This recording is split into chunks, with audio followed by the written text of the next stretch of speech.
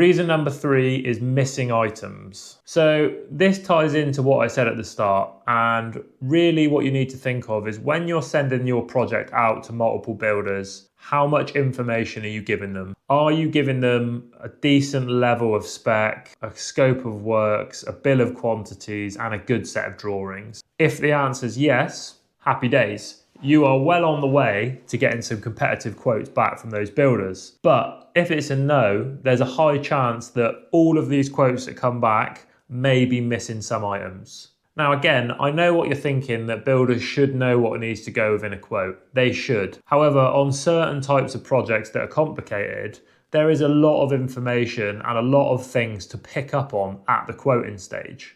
Think of it this way, if you're not giving 3 builders a list of works and the same set of drawings, how can you expect all 3 quotes to come back including the same things? So if you haven't given your builder this, and when you get 3 quotes back you've got one outlier that's 20 grand cheaper, you need to be careful and you need to do your due diligence to make sure everything's included.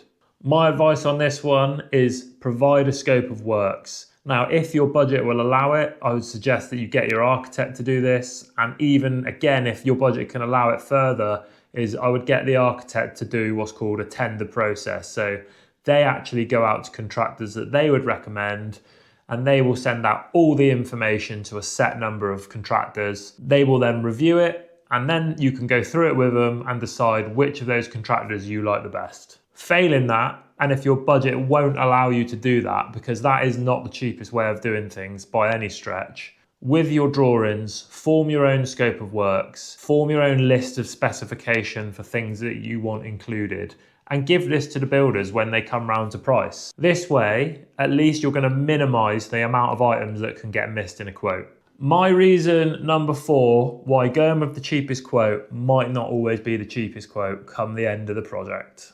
Mismanaged labour.